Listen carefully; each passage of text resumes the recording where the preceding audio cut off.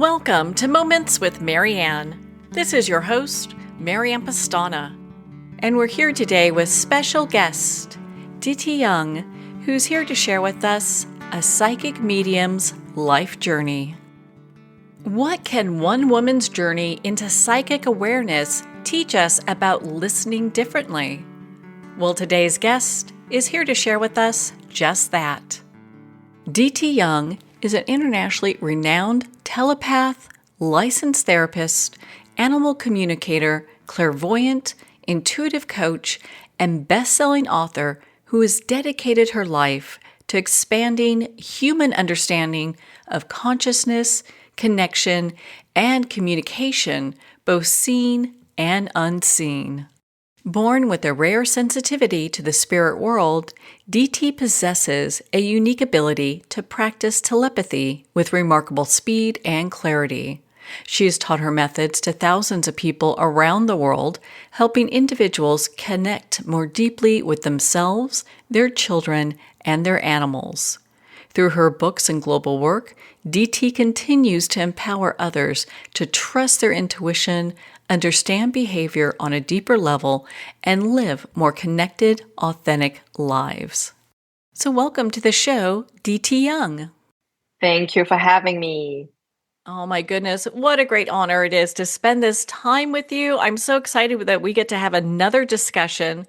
Can you share, because we've talked about animal telepathy and how amazing the work it is that you do from a telepathic sense with animals. And also we've kind of touched on, but we haven't really dived into being telepathic with people who are nonverbal. But can you share with us how you first discovered your psychic abilities? I discovered it when I was 4 years old, and I felt like the animals spoke to me or talked to me when I was in a room. I heard people's emotions. It felt like I heard the souls in there, even though I could look at them and see they're having a way different conversation than what is going on inside of my head. And even though it sounds almost like a schizophrenic diagnosis here, I knew that this was a spiritual realm, but I couldn't figure out what it was because I was so young. And that was the very first experiences. Then in school, I predicted or I saw that one of my friends' kid brothers would, yeah, it sounds rough, actually drown, and then he drowned. And I became very, very scared and afraid of these abilities because when you open for one ability like telepathy, in my case, you open for everything. You open up for clairvoyance and mediumship as well. So it took me quite some years to figure out how to shut it off. Well, can you share a little bit how that early journey made you feel? Because I think you talk about being a little scared. I think anyone would be. You have all this information coming to you. I think it was a very, very lonely ride, as many people who grew up when I grew up in the 70s and the 80s, where we didn't know about spirituality. Not in my country. I was the last generation before Wi Fi and the internet and a cell phone. So I couldn't Google because we didn't have Google. So I couldn't Google. Here we have a Rupert Sheldrake across the pond in the UK where I could have found help. So I felt pretty by myself. And I asked my friends, are you interested in tarot card readings or angel cards or crystals? And they were interested, all right, but they never delved into it like I did. It really, really had my interest as a child. Looking back, was there a defining moment that you went through as a psychic and a psychic medium that you thought, now looking back, there's something deeper that you were meant to explore? I think it was the moment where I gave birth to my son, Philip. I was in my late 20s, and I had already got acquainted with a clairvoyant school because they taught me my methods and how to control, to activate telepathy and deactivate telepathy. And my teacher told me that once you're going to give birth to a very special gifted son, you're going to facilitate speeches with him and his abilities. And when she told me that, when I was 19 years old, I had absolutely no idea what she talked about. But later, when I was invited as a TEDx speaker, standing there on TED, on the stage of TED, which is an international stage, I think most people in America knows about TEDx. It was the first opportunity that landed in the lab where I knew, oh, now I understand why I had to give birth to Philip, who's a special gifted son. Now I completely understand why telepathy is part of it.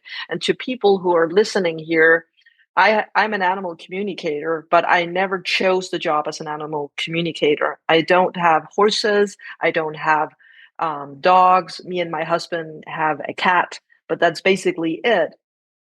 And I very much wish for a dog in my life, but because I'm always on the go, I don't have time enough for an animal, which I think it deserves.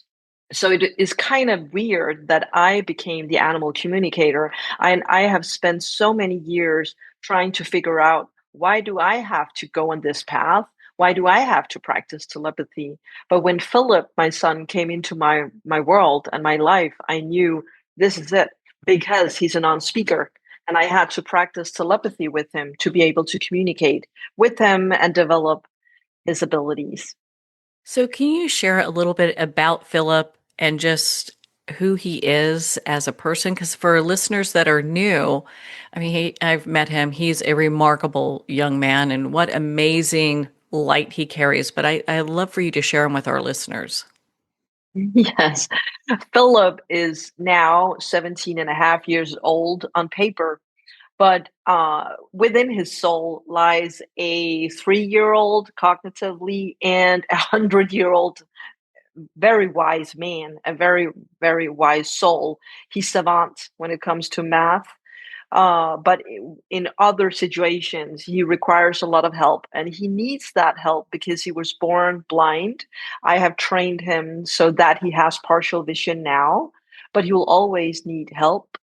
He has a minor brain damage, and that's why parts of him is cognitively, air quote, behind.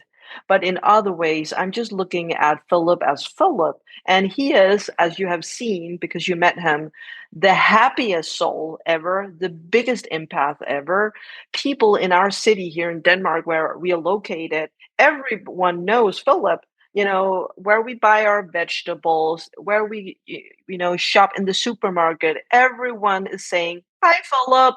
And he waves at them like, "Hey," their names.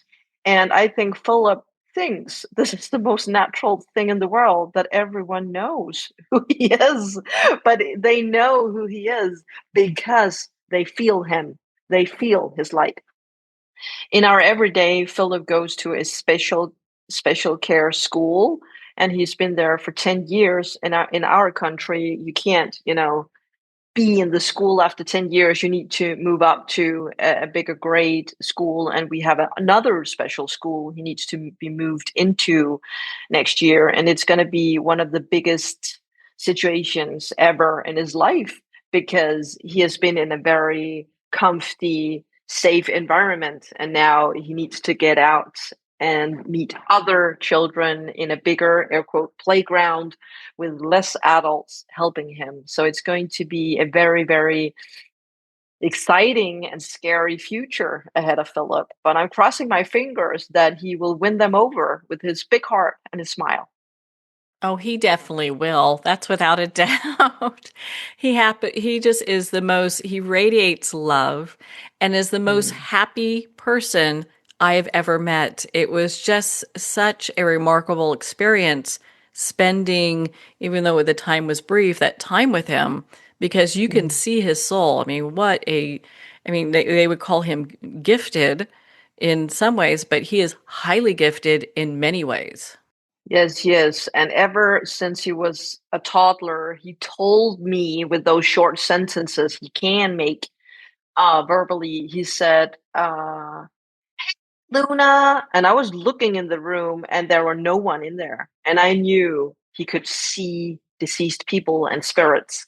And when I tuned in, and as his mother, even though I'm talented and I'm gifted, I still have to activate my clairvoyance skills or telepathic skills, tune in. And there I saw a girl sitting there communicating with my son. And I asked her, "Do you have to be here? And it's okay if you are, keeping my son company, but if you disturb him in his sleep, I need to get rid of you. I need to help you cross over to another dimension, which is called heaven." And she said, "I won't disturb him when he's asleep." And I told her, "Okay, you can stay." And I, as the telepath clairvoyant, need to shut down and deactivate all these abilities. But when I look at Philip, he never needs to activate or deactivate anything. He is 100% telepathic 24/7. I wonder how that experience is for him because he's just so open. He's seeing Mm. so much, communicating with so much. And in our very limited view as people, we would probably go, how much is he really communicating or seeing? But he really does just comprehend, and he's so gifted in so many ways.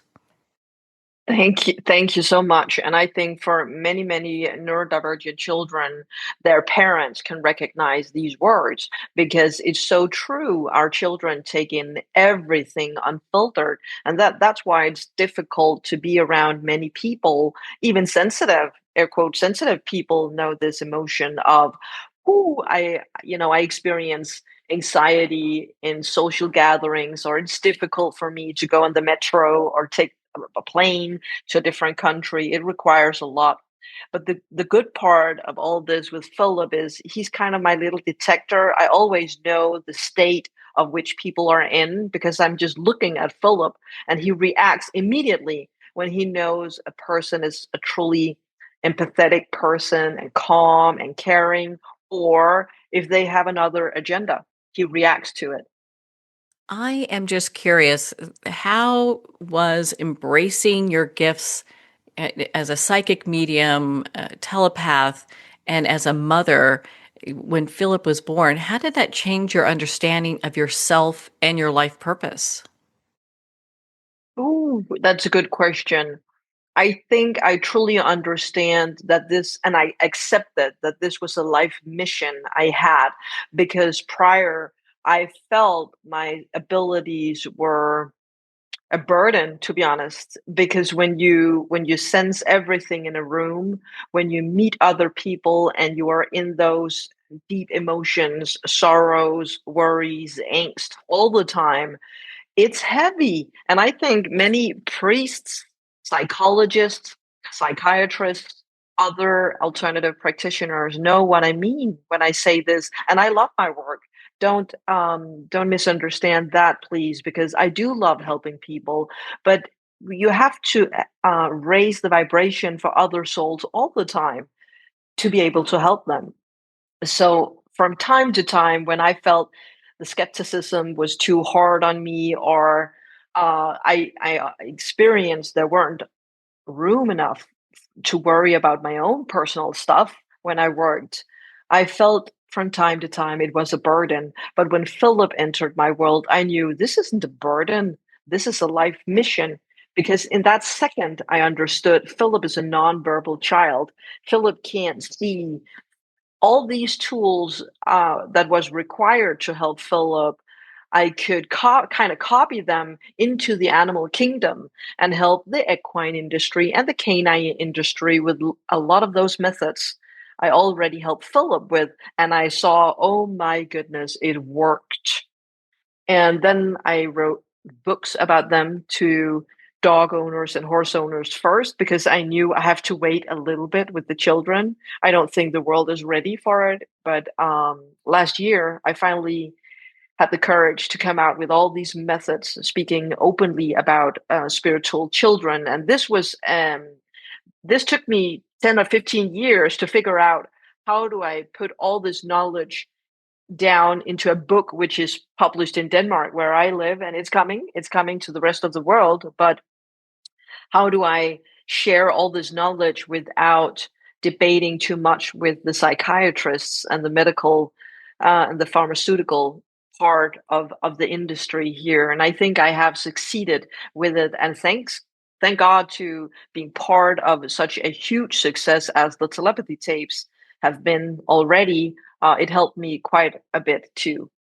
Well, I mean, there's so much that I can just, from your story and from knowing you that you have gathered from Philip's journey and how that has really shaped your own.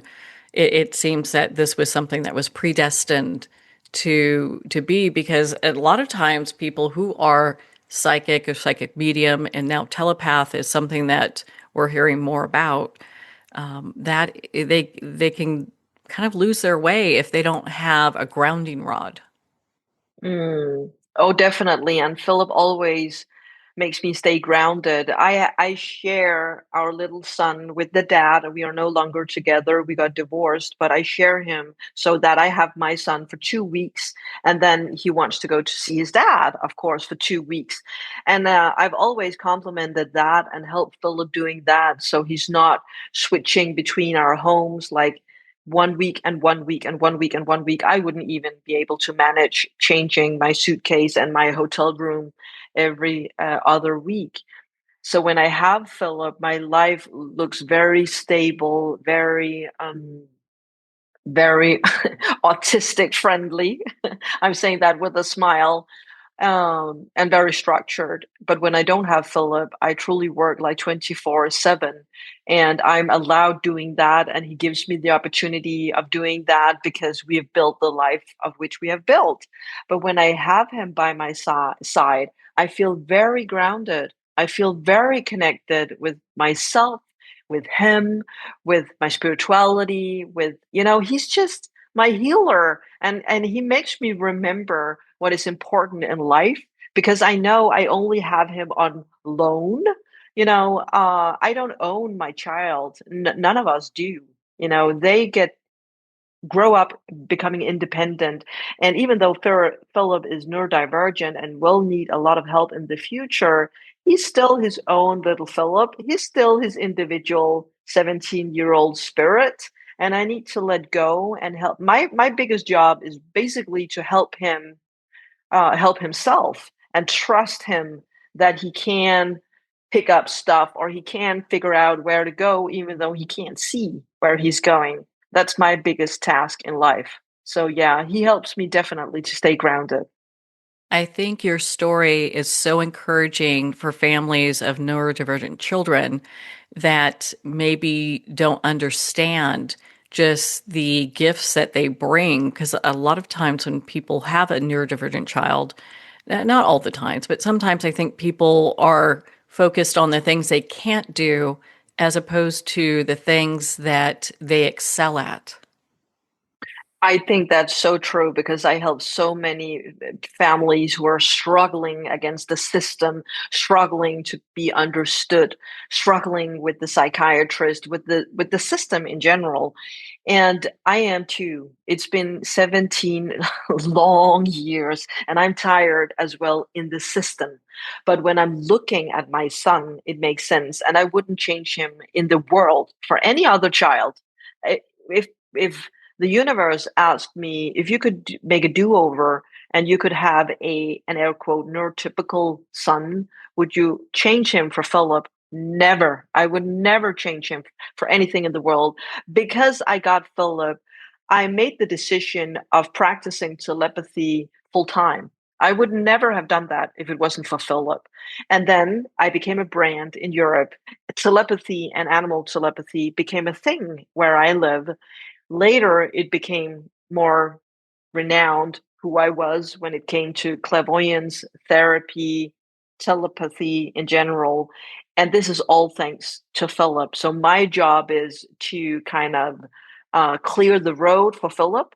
Instead of making him adapt to the society or to the world, I have to reverse it and make the world adapt to my son, Philip, instead. And that's a life mission. It's hard work, but instead of trying to fight domestically with my own son, I'm fighting where I'm supposed to fight. And that is changing the world for my son and all these children out there who's like Philip. Yes, they all require that we look at life in a new way. And with everything going on in the world, I would say that is a very positive thing. I do think it's a positive thing in every single country in this world. We have an increased amount of numbers when it comes to diagnosed children now. That's opens for another debate we don't have to take here on your show, but it's pretty interesting. Why do we have more and more children with diagnoses? I have had the privilege because I have the name I have here in my country to get into our White House and debate this in front of the politicians here because they are doubting it themselves too. And I have one opinion in there when I have to talk about that to people who can get the systematic help for people and their families. But I have my own agenda as a spiritual mom. And and what I believe in is the fact that when I see this increased amount of children coming at us with all this empathy, all this love, all these sensitive ways of being in the world. They're teaching every single person around them about how to stay connected to themselves. They are forcing us, air quote, forcing us to be connected with love and humanity. So for me, in my perspective, when we have such a huge wave of these brilliant young children coming in here to the world, we need them. We need them in this world to connect with empathy and love. One of the things that I want to touch on with you that I don't think we've talked about before is the fact that you are also a licensed therapist. When did you choose to become a licensed therapist, and how has that journey been? Oh, I think that most people who start to become an alternative practitioner will be very poor because you're never going to be tired of learning more and learning more. More and more doors is going to open. So when I was done as a clairvoyant, I already back then saw and an animal communicator that I needed to learn more skills to be able to help the human beings. So even though animals were the gateway in, I knew that if I can't help the animal owners to change things, nothing is going to happen. So I went on taking a 4-year-old education and became a licensed therapist. And I was the youngest therapist they had ever seen. I barely came in. I had a full-time job besides of studying at the therapy school. So I was truly burning my lights on both ends here, but it was very, very interesting. Those 4 years, I learned so much about myself. I learned so much about other people and how to help them, basically. And when I figured out how to connect clairvoyance and telepathy with therapy, I understood that this was kind of a superpower. So when my clients can't come up with the answer, or they don't know, or they're unaware of traumatic things or explanations in themselves, I just tune in as a clairvoyant instead. Or when I help a family with a neurodivergent child who's a non-speaker, and I would very much like to hear the children saying in things, I can just activate telepathy, and I ask the children as well, and I take these informations into the therapeutic session and debate it with the parents. And that's how my success rate is pretty high and pretty good, because usually here in Europe you often go to see a psychiatrist or a psychologist many times, and I we need them in the world. They have other ways and other methods of helping their clients out there. And when I help my clients, we have solved the issues within the first or second session because I'm telepathic. Being able to really communicate in a way that affects somebody's mind, body, and spirit, I think is a Mm. piece that we've been missing as uh, as humanity for a little while, and to be able to bring all that together builds so much credibility in the work that you do because the animals or non-divergent children or deceased loved ones or spirit may come and speak with you, but it sounds like a lot of times you're not just healing one individual, you're healing a whole family unit.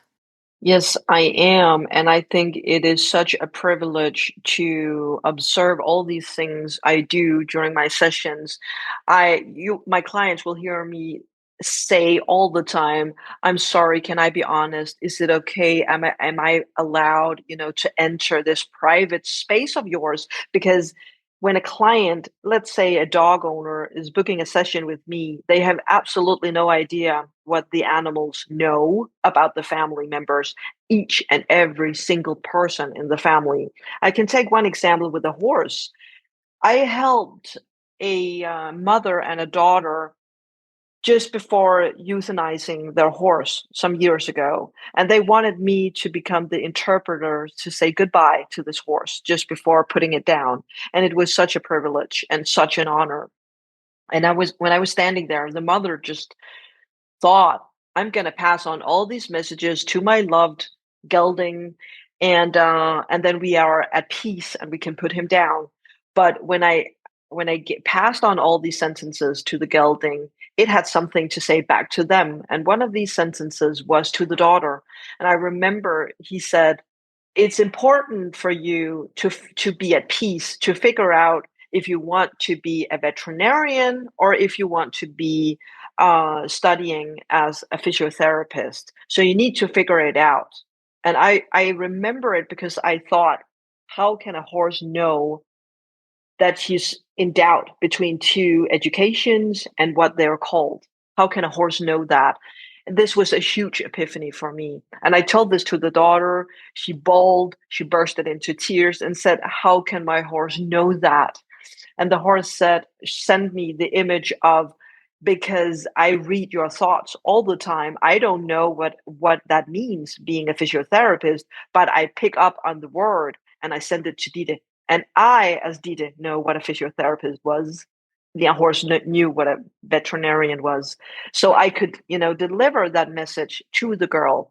And that is just one fun example, not fun because it was very touching, but one very special moment of as an example of how clever these animals are. So of course, when we take in dogs, cats, budgies, horses into our lives, they have an opinion of their family members, of each and every single family member. Now, correct me if I'm wrong, but it seems that they also, from like a spiritual level, just know us so deeply. A lot of times it takes us to kind of figure out that part ourselves.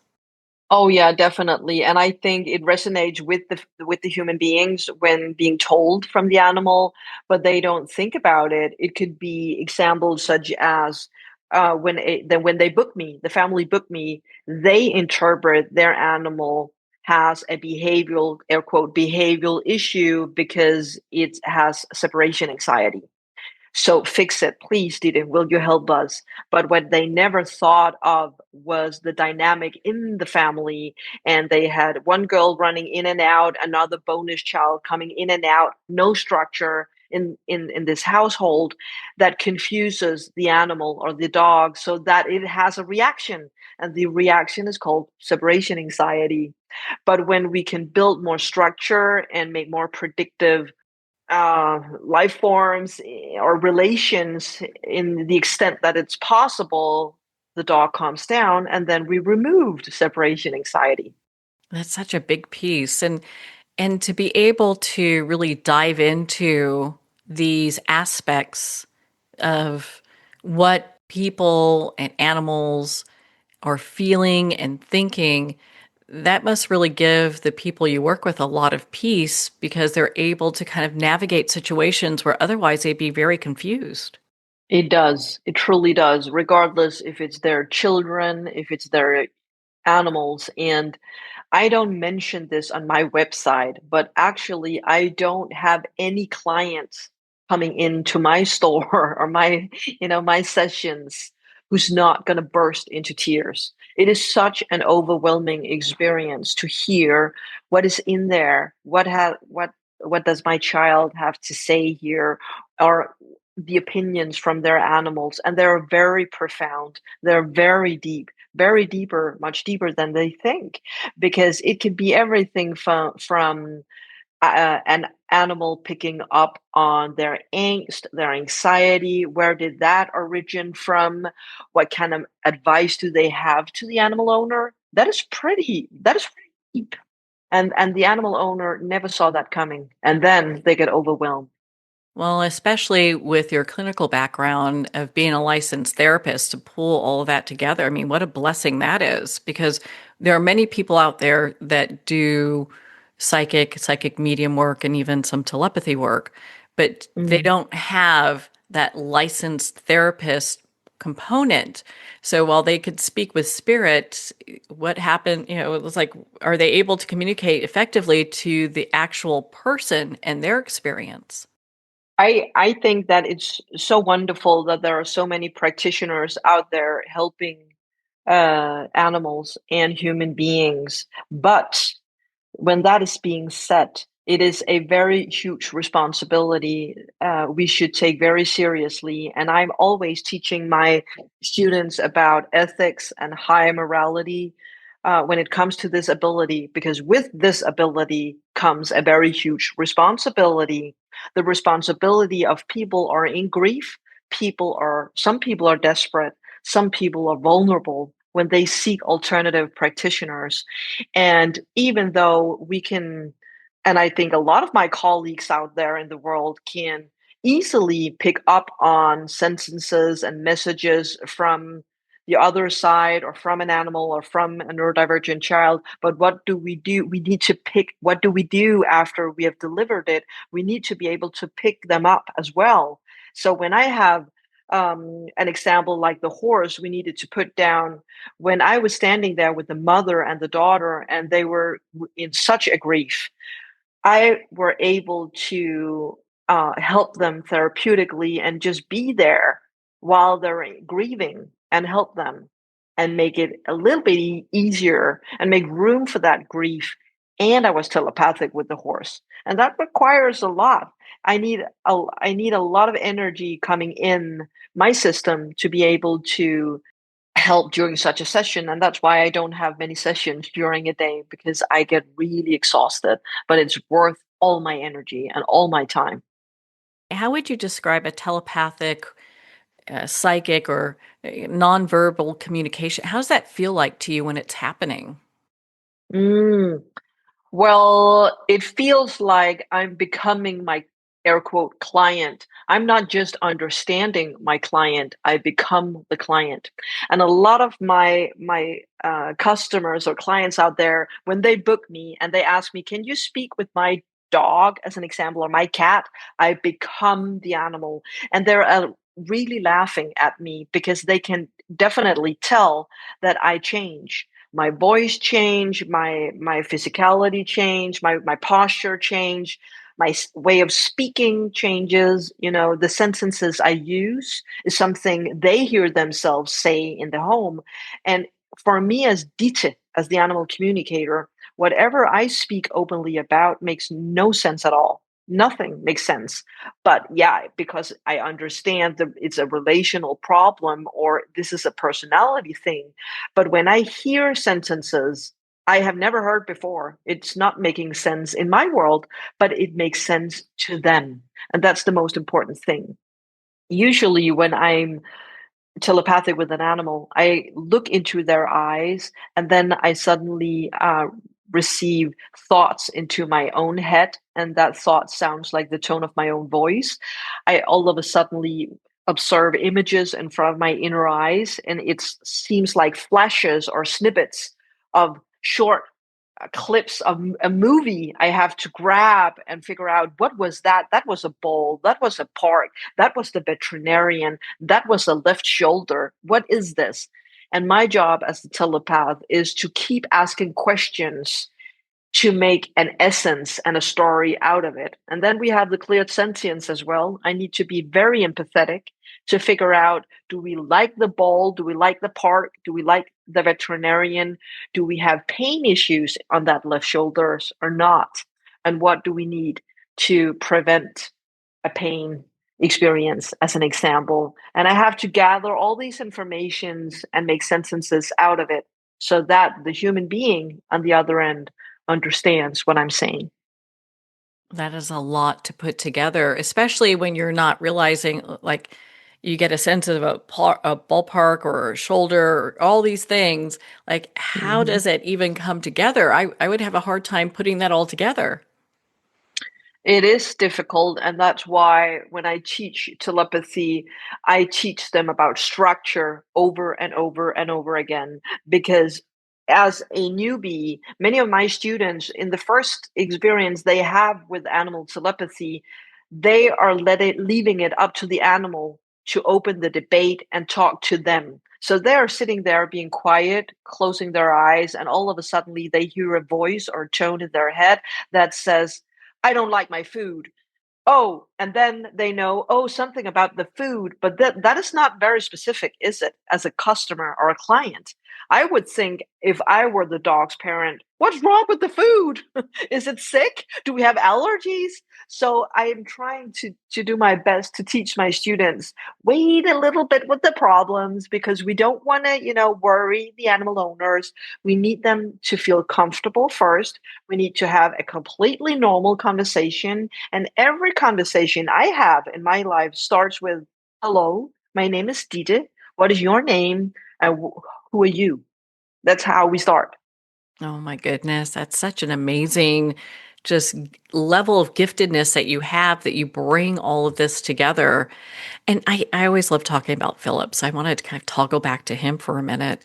As Philip's mother, how has this experience, the experience of being his mother, strengthened your abilities?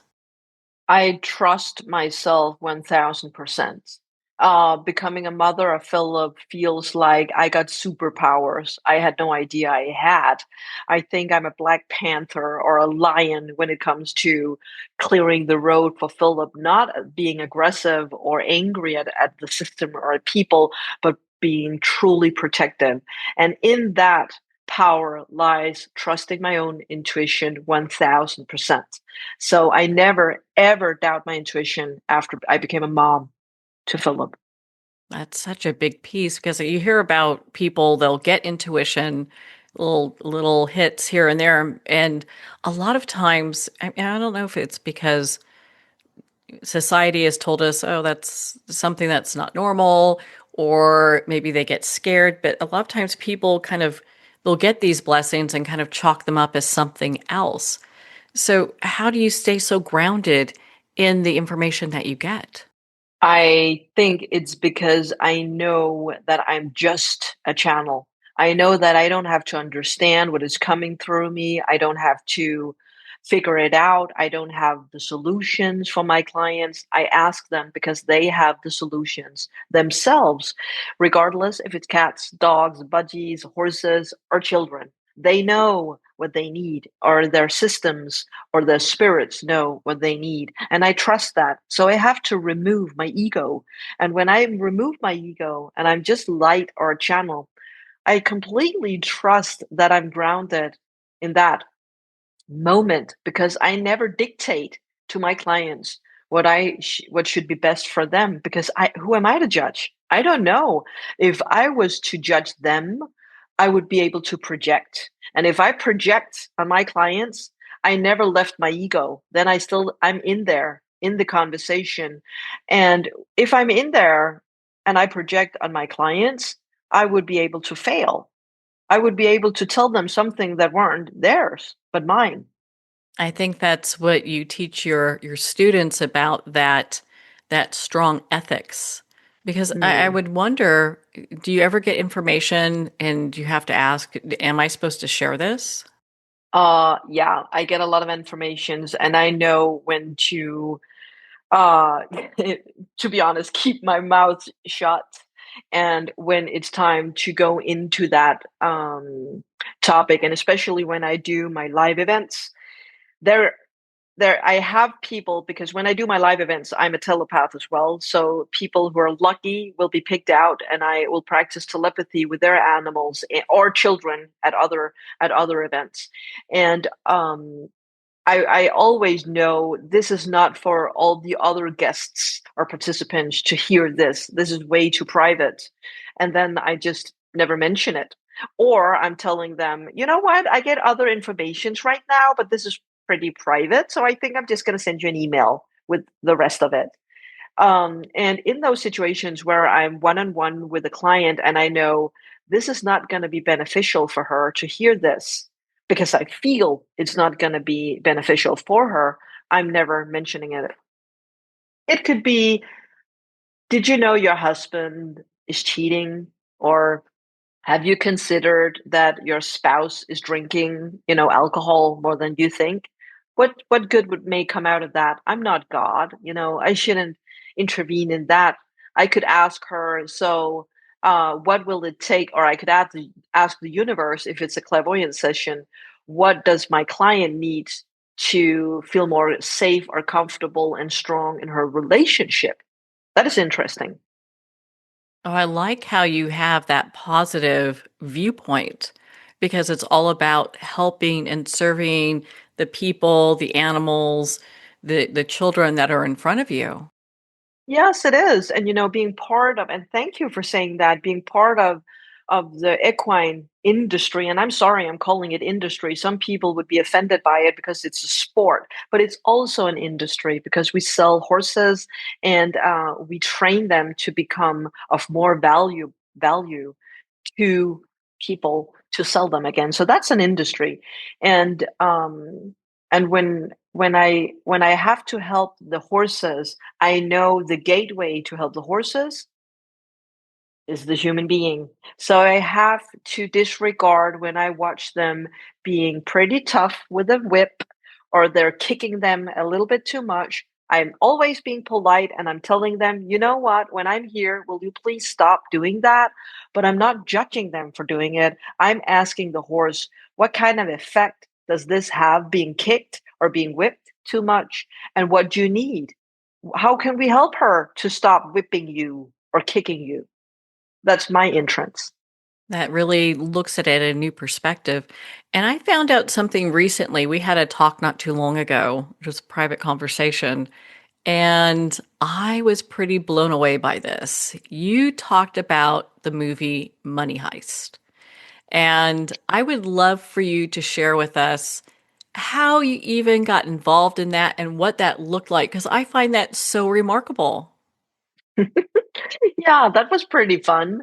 A couple of years ago during COVID, I was being contacted by a Danish TV production company, and they told me if that they were going to film for another big series. I didn't know it was Money Heist, also called La Casa de Papel, that went on Netflix. It was a huge, huge success there.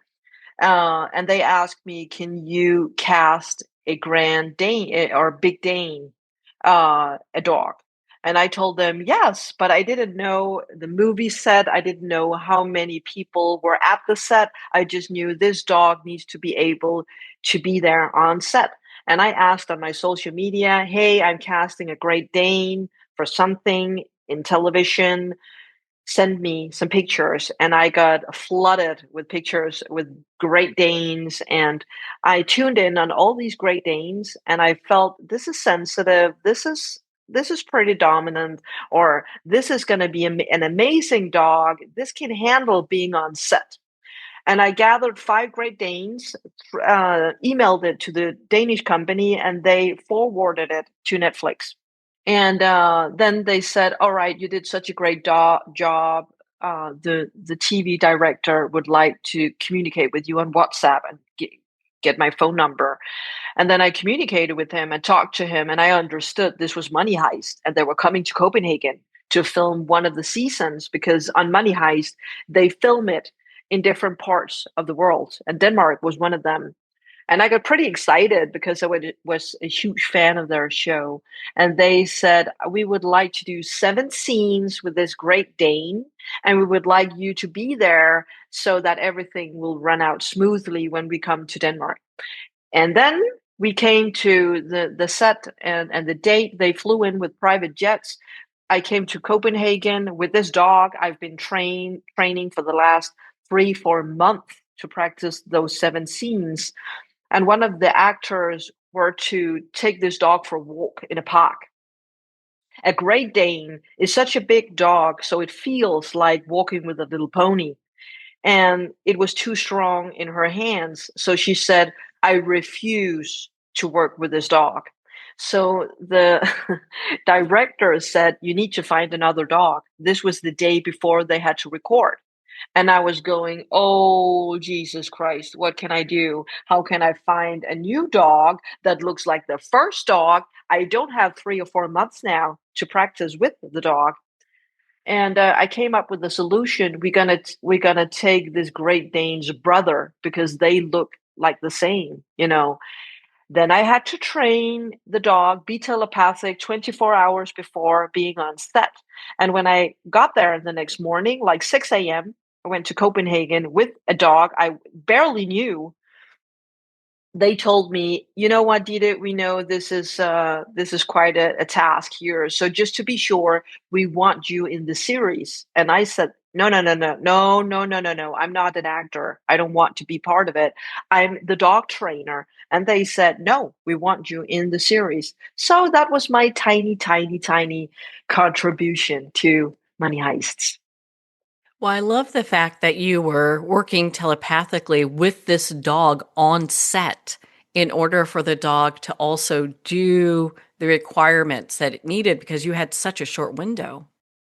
Yeah, it was 12 hard hours for me, and I don't think that the actors ever figured out that I was being telepathic. I think they thought this is a very well trained dog. This is a very polite dog. I remember one scene, they had a kissing scene.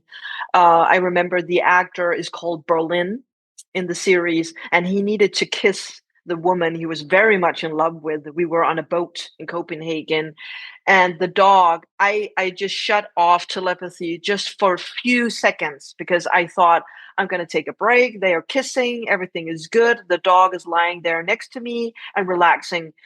And when I shut off the telepathy and the contact with the dog, it ran at them and stood up on the hind leg and kissed both of the actors on the boat. And I remember everyone on the boat were laughing out loud.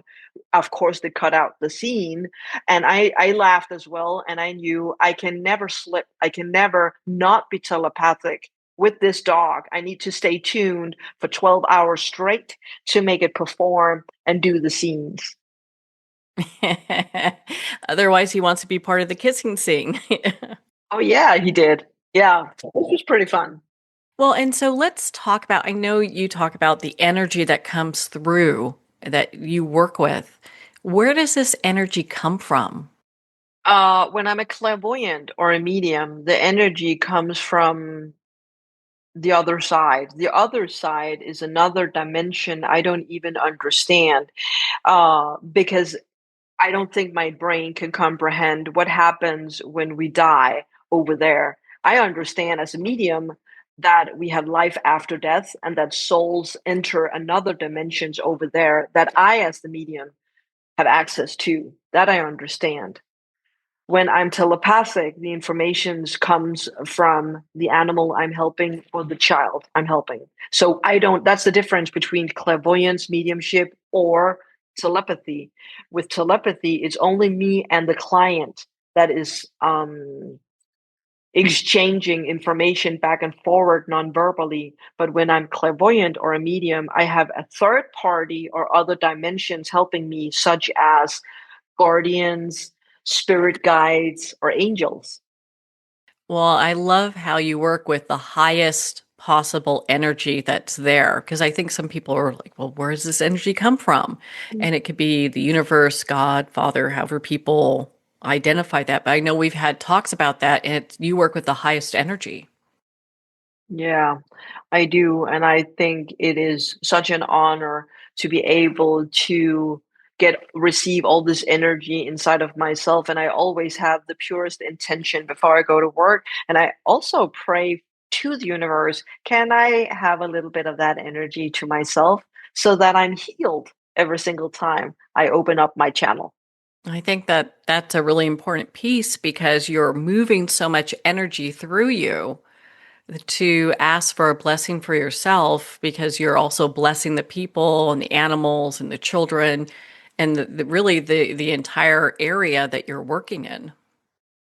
Yeah. Yeah, thank you. Yes, I am. And I think that healing and spiritual abilities are pretty underrated when it comes to what we can do with these abilities. But I think we are into a new paradigm shift now. I think that people are being more open to um alternative practitioners and that they can help. Here in Europe, it took them years to accept acupuncture. And now acupuncture is an accepted part of the government here where I live. So when we have people giving birth to children, they use acupuncture as a pain substance in the hospitals here. Now, I love to hear how science catches up with what ancient traditions and spirit has always told us. yeah. Yeah, and they better because I think that in the paradigm shift, underneath that is a fundamental truth that many people are aware of. And I think a lot of people have feared getting out of the air quote closet, the spiritual closet, and tell other people, well, I have done tarot cards or I'm interested in angels too. But they never dared speak in openly about it in the world. And they do now in a bigger extent. Thank goodness for that. you know. Oh, Well, yeah. I have to really congratulate you too because I understand that your talk that you're doing tonight, Diddy Young Talks, is sold out. So congratulations. Can you tell us about it? Thank you. It was an idea I had many, many years ago because my waiting list was so big. So I knew if I can help the majority of people at one time, what can I create to help them? And then I created Ditte Young Talks, which is a live event online. Everybody can, purchase a ticket, not now because it's sold out. But this year I had it every month. Next year, I think I will have it like three, four times during 2026. And people can come in and meet me and they can bring in a photo with their animal. And if they get picked out randomly, because it's the animals who chooses me in there, I practice telepathy or, in front of all these participants. And often these animals that are being picked out have difficulties the other participants also have. So it makes sense why they're being picked out. I know we had a discussion about that recently where you're in a group setting, and I find it so fascinating that you'll have like 10, 20, 30 people that are having the same exact issue. So it's so fascinating that you'll have one animal come and connect with you or one person come and connect with you, and it's addressing that issue for so many other people. Yeah, and I think it's because of the law of attraction. I do believe that equal attracts equal. So when I can only facilitate this room for them, but I think people are coming in from all over the world and they get attracted by this specific date because they know or they feel I have to be there. Otherwise I would see the same participants over and over and over again, but I don't always see that pattern. I see different people coming in and out, and they get attracted by that date and by that light on that date I'm sending out. And then, by coincidence or not, they have the same experience, and that could be experience problems such as health concerns, and that is the biggest topic on that day. Or it could be aggressive towards other dogs, and that's the big topic on that day. And then I speak about it. Oh, I just love it. Well, I've got my ticket for the next one, and I cannot wait for that. I'm going to be in the one tonight, have my ticket for the next one. So I would suggest that people go and sign up for that pretty soon because those sell out pretty quick. Yeah, they do. I would love to see you in there, and it's on my website, diddyyoung.com. And it's for everyone. And I've tried my best to have a variety of services for different ratings so that everyone can have a chance to meet me. And Ditte Young Talks is an opportunity for everyone. What do you find the most fulfilling about your work? I think it is making a difference every single day. You know, my husband always laugh at me and he says, if everybody was a fly on the wall, honey, you are never bored.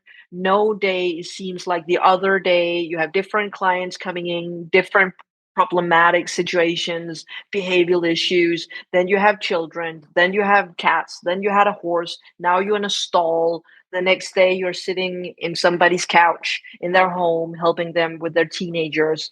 It's so profound. It's so different. It's so it's so mind blowing for myself. So I have to pinch my arm. Is this work? Is this work? And I get to facilitate podcast shows, Ditte Young Talks, being a speaker on different shows. It's such a privilege. I think I'm being helped from above. Otherwise, they would never give me all of these amazing opportunities I have. Well, and I know there are so many more that you can't talk about that's coming up this next year. Some very exciting stuff. But one thing you can share about with us is your upcoming book. And I'm so excited about that. Me too. I have written 4 books so far, and they are out in Europe. And a lot of people have asked me, can you get it translated to English, of course? And I finally did. And it's been hard work and it's been a fun process. And um, we figured out what kind of book we needed to begin with. And I felt it needed to be What the Horse Whispers, because this is the first book that speaks about me as a telepath and my journey as a telepath and an animal communicator. And even though it has a horse and me on, the book cover, it's for all animal lovers. I love that. Well, and so where can people go? Because I know everyone wants to not only sign up for the next Ditte Young Talks, but also to listen to your TEDx talks and your telepathy tape interviews and see all of the other amazing work you've done. But you also have, which I'm always so fascinated about, the online courses that you do so people can start developing their own telepathy and intuition and psychic abilities. Yeah, I'm so proud of the little universe I've made so far because creating online courses, even though they're pre-recorded and master classes where they can meet me on a live Q&A, but they're pre-recorded, gives me an opportunity to spread these methods out for a fair amount of money so that everyone can, keep up with the ratings and the prices here. And I just want to share knowledge all the time. So I have built a universe packed with online courses for dogs, online courses for horse lovers, online courses for spiritual interested people. And they can find me on diddyyoung.com. But all these other interviews I've made are primarily on YouTube, the channel YouTube. I just Google my name basically, and you'll find me on shows such as Mayim Bialik, the Telepathy Tapes, and TEDx. Well, Didi, you're such an inspiration and one of the people that I just admire. Thank you so much for taking the time to be on the show with us here today. Thank you for having me. Well, thank you, DT. It's been such an honor to spend this time with you and to talk about a psychic medium's life journey. Make sure to visit her website at ditteyoung.com. That's DITTE young.com for more information and to be part of her community. Well, we're at the end of our time today. I'd like to thank everyone for tuning in. You've been listening to Moments with Marianne, where we make every moment count.